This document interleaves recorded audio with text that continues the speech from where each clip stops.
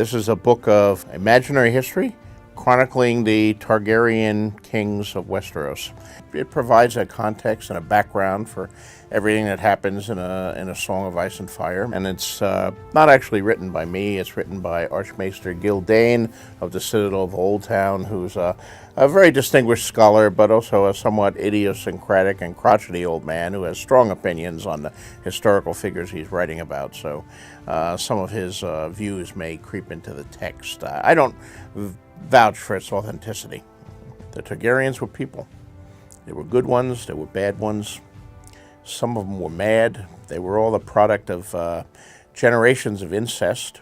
You get people of extraordinary ability and extraordinary physical beauty, which is a Targaryen hallmark. They had certain physical attributes like purple eyes and silver gold hair that was much prized and was considered, more beautiful than the run of normal men. But you also get madmen, or people who are troubled in one way or another. They were not gods, they were people, but they were people with a very particular heritage and very particular abilities that could be both very good and very bad. Plus it has dragons. It has a lot of dragons, at least up through Aegon III. When we realized that Game of Thrones, the TV show, was winding down, but there might be successor TV shows, I said to my publishers, well,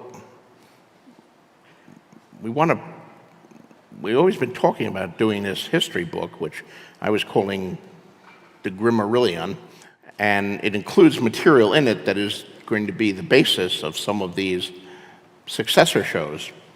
So maybe we should get it out first before the shows.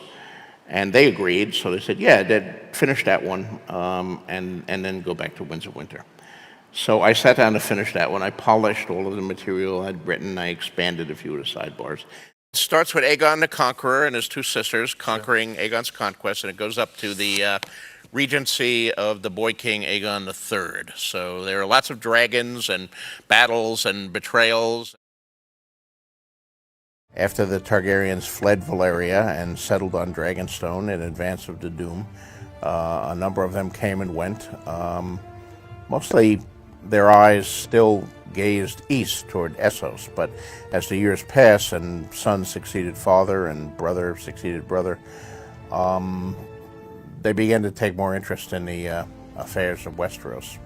And Aegon finally decided to take over Westeros and unify the 7 kingdoms that existed at the time under a single rule. There is a lot of speculation that, in some sense, he saw what was coming 300 years later and wanted to unify the 7 kingdoms to be better prepared for the threat that he eventually saw coming from the north, the threat that we're dealing with in A Song of Ice and Fire. Balerion, the Black Dread. He is the oldest and largest of the Targaryen dragons. He's the only one born in Valyria when the Targaryens fled Valyria before the Doom. They brought, I believe 5 dragons with them. One by one, those dragons died on Dragonstone. Only Balerion survived past the conquest and to be the leading and most powerful dragon of the age. So he's gigantic and old and difficult to master or tame. He was Aegon's dragon, Aegon the Conqueror, the founder of the whole Targaryen dynasty.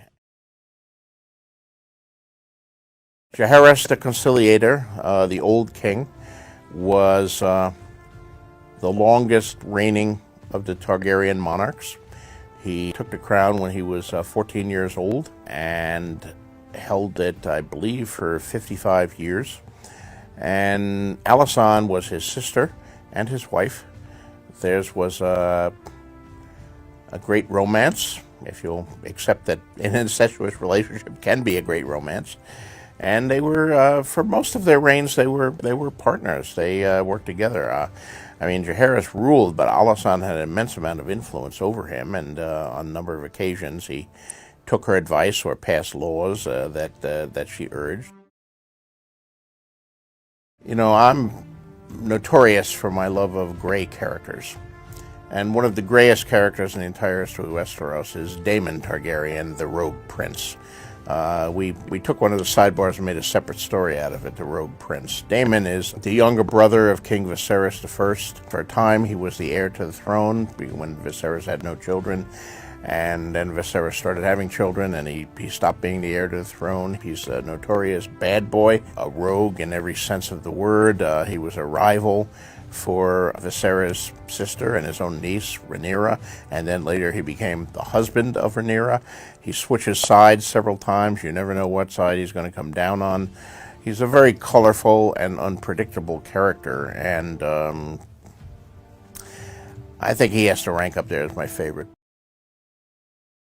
I have a lot of affection for Mushroom. Well, Mushroom is a dwarf, and but he's not a well-born one like Tyrion. He's a dwarf of lowly birth who's the fool in the court during the events leading up to and during much of the Dance of the Dragons and its aftermath. He's a jester. So Mushroom is a dwarf, but he's of the clever sort. And he's an observer, and the testimony of Mushroom. This book's not actually written by me, you see. It's written by Archmaester Gildane of the Citadel, and he's writing a history, and like anyone writing a history, he has to go back to primary sources.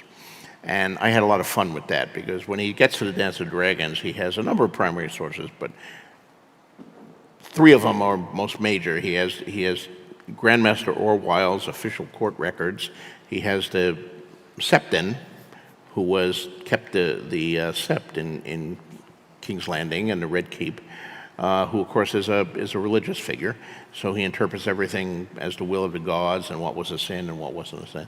And he has Mushroom, who was semi-literate and couldn't actually write anything, but who told his story in later years to a equivalent of a monk who wrote it all down. And Mushroom's story, of course, is always the most scandalous, scurrilous, filthy version of events, all of which had to do with people betraying each other and poisoning each other and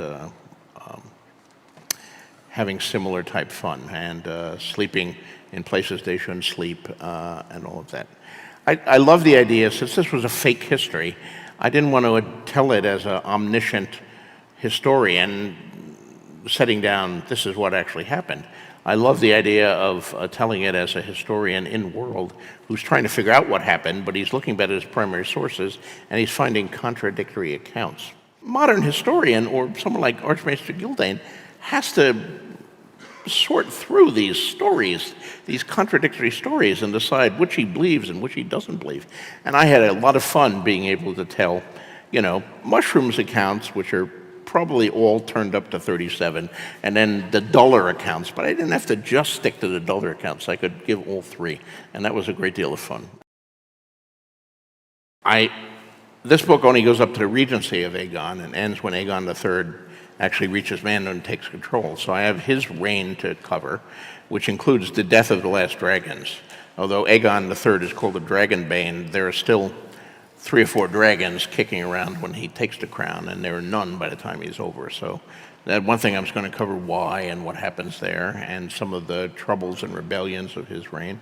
And then ultimately his children, who are fairly interesting. I mean, he has ultimately 5, one of whom is Daeron I, the young dragon who conquers Dorne. And he's a 14-year-old Alexander the Great kind of hero king figure. But he dies young, and then his brother Baelor takes over. And Baelor is very religious, he's more of a St. Louis kind of figure. Little extreme in his religiosity, and among other things, he imprisons his 3 sisters in luxurious imprisonment in the Red Keep, the Maiden Vault, but he doesn't like them walking around court because they tempt him. I'll tell their stories, and I'll tell Baelor's story, and then after him, we get a brief reign of Viserys the second, and then Viserys' son Aegon IV, Aegon the Unworthy, takes over, and he's a very colorful figure himself. I obviously drew on Henry VIII for him. Henry VIII had 6 wives.